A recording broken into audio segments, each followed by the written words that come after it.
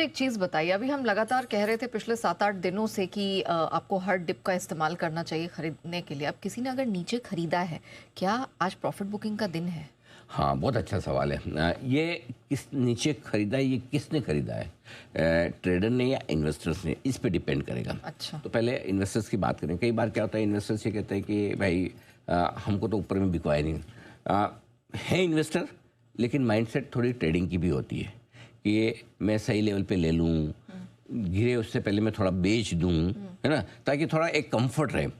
तो इसमें बहुत सिंपल सी एडवाइस जो इन्वेस्टर्स के लिए है, जिन लोगों ने मार्च के महीने में ख़रीदा है या अप्रैल के पहले हफ्ते में ख़रीदा है, ठीक है, जब आपके मार्केट 23,000 के नीचे के लेवल पे थे, ठीक है। अब आप दो तरह के इन्वेस्टर हो सकते हैं। एक तो वो है कि भाई मैंने जब खरीदा ही 6 हफ्ते तक तो मुझे शॉर्ट ब्लास्ट SIP करनी थी। अब वो अलग बात है, 6 हफ्तों के पहले ही पैसे बन गए, तो मुझे कोई फ़र्क नहीं पड़ता, मैं तो 3 साल 5 साल के लिए निवेश कर रहा हूँ। तो आपको कुछ देखना नहीं है, शांति से बैठ जाइए, क्योंकि अल्टीमेटली युद्ध तो खत्म होगा और अल्टीमेटली मार्केट वापस यहाँ से भी बढ़ेंगे, करेक्ट। तो आप अगर 3 साल 5 साल का व्यू लेकर या 1 साल का भी व्यू है आपका, तो आपको कुछ नहीं करना। लेकिन कुछ इन्वेस्टर्स ऐसे होते हैं जो इन्वेस्टर तो है लेकिन माइंडसेट ट्रेडिंग वाली रखते हैं, पोजिशनल ट्रेडर जिसको कहते हैं, टेक्टिकल ट्रेडर्स जिसको कहते हैं कि मेरा 5-10% बन गया, मैं खुश, वापस नीचे मिलेगा तो ले लूँगा। वो जो एक्टिव इन्वेस्टर है, जो सुबह शाम भाव देखते हैं, लेंगे डिलीवरी, प्रॉपर इन्वेस्टमेंट के हिसाब से ही करेंगे, ऐसा नहीं कि ट्रेडिंग कर रहे हैं, ढंग से कर। तो उन लोगों के लिए सिंपल सी चीज़ है कि भाई फॉर एग्जांपल आपने LNT खरीदा, LNT में 10% बन रहा है, 15 बन रहा है, 20% बन रहा है, हमने जहाँ रिकमेंड किया वहाँ से 20% बन रहा है, TCS में जहाँ से रिकमेंड किया 10% बन रहा है, एवेन्यू डी मार्ट में 12% बन रहा है, कोई एयरटेल में 8-9% 10% बन रहा है, आपने जो लिया होगा उसमें भी 10% प्लस ही बन रहा होगा, कोई भी मिड कैप स्मॉल कैप लिया है।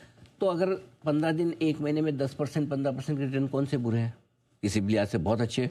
अगर आपको बाद में हमेशा ये रिग्रेट होता हो कि यार मेरा तो बेच देता तो ठीक रहता था, वापस नीचे में लेता, तो आपके लिए परफेक्ट है, फिर प्रॉफिट बुक कर लीजिए। बराबर है। अगर आपका व्यू 1 साल प्लस से कम का है तो फिर आप प्रॉफिट बुक कर लीजिए। नीचे मौका मिला तो ठीक, अगर समझे नहीं मिला और कल ही ट्रम्प बोल गए, चलो बातचीत, वो तो अभी ट्रम्प का हाल कैसा है, ये सब खराब लग रहा है, लेकिन ट्रम्प का हाल कैसा है कि बस ईरान आ जाए कैसे पकड़ के, टेबल पे बैठ जाए, और जैसे बैठे टेबल पर हमारी डील हो गई, ईरान को बोलने ही नहीं दे, डील हो गई। अब ईरान बोला नहीं मैं, अरे हो गई डील, छोड़ो खत्म करो। मतलब उसको तो कॉलर दिखाई, ये अंदर क्या बात हुई किसको पता, उनको कॉलर ऊंची करने की मेरी डील हो गई, और ये खबर आ जाए तो फिर क्या करोगे मंडे को आप, है ना। तो फिर आपको दुख नहीं होना चाहिए, अरे मैंने तो बेच दिया। आपको किस चीज में दुख कम होता है वो डिसाइड कीजिए। एक, मेरे बेचने के बाद बढ़ जाए उसमें दुख कम होता है, या मेरे लेने के बाद प्रॉफिट तो बन गया, मैंने बुक नहीं किया और नीचे आ गया तो ज़्यादा दुख हुआ। दुख दोनों में होता है। सी, स्टॉक मार्केट में पूरी जिंदगी दुखी है। आपने जब तक पैसा लगाया, खरीदो और नीचे चले जाए तो दुख, बेचो ऊपर चले जाए तो दुख, खरीदा नहीं बढ़ा तो दुख, बेचा नहीं घटा तो दुख, खरीदा धीरे धीरे बढ़ा तो दुख, ठीक है, खरीदार जल्दी बढ़ गया, ज्यादा बढ़ गया तो भी दुख। पूछिए क्यों? कम ही खरीदा था, ज्यादा नहीं ले पाया और नहीं ले पाया, है ना। जैसे सोने में कैसा हाल था सबका, जब सब बढ़ रहा था, इतना सारा सोना पड़ा है, लेते इतना सा, लेकिन फिर भी दुखी है, अरे और लेना था, ले नहीं पाए। बेचा, थोड़ा बेचा, जोर से घट गया तो भी दुखी, अरे यार पूरा बेचना था, पोर्टफोलियो जीरो कर देना था। तो ये दुख तो हमेशा लगा रहेगा, ठीक है।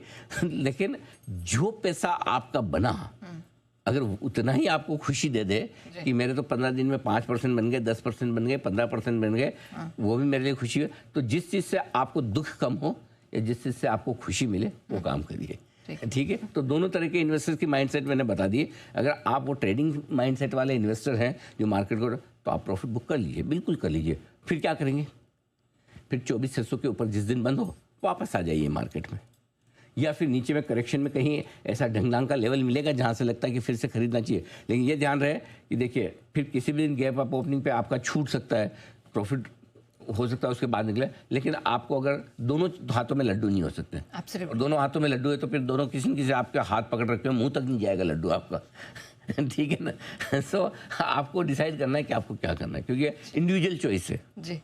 अब मैं बोलूँ कि सारा बेच दो, कल किसी ने मुझे ट्वीट भी किया था, सारा सब कब बेचना है? जब मैंने कहा सारा बेचने वाला सिस्टम नहीं होता, ये सारा बेचने वाला सिस्टम तो कोविड के टाइम पे होता है कि नहीं लेना नहीं लेना, वो टाइम अलग है। वो तो once in a lifetime आता है, हर रोज़ नहीं आता। सो इसलिए आप अपना खुद का माइंड सेट तय कीजिए कि मुझे किस चीज़ में कम दुख होता है। मेरे बेचने के बाद बढ़ जाए और प्रॉफिट में बना रहा हूँ, कम दुख होता है तो बेच दीजिए। ये कि मैं नहीं बेचूँ और घट जाए उसमें ज़्यादा दुख हो रहा है, मेरा तो पैसा आ रहा था फालतू में रुपया में, तो बेच दीजिए। ये इन्वेस्टर्स का है। रहा सवाल ट्रेडर्स का, सिंपल सी चीज़ है, अपने को स्टॉप लॉस लेके चलना है। कल आपका स्टॉप लॉस ट्रिगर नहीं हुआ, 24,350 के नीचे बंद नहीं है। आज देखेंगे इंट्राडे में आपका ट्रिगर होगा, क्लोजिंग में होगा तो ठीक, नहीं होगा तो कोई बात, वो स्ट्रेटेजी में मैं आपको बता देता हूँ। आज ये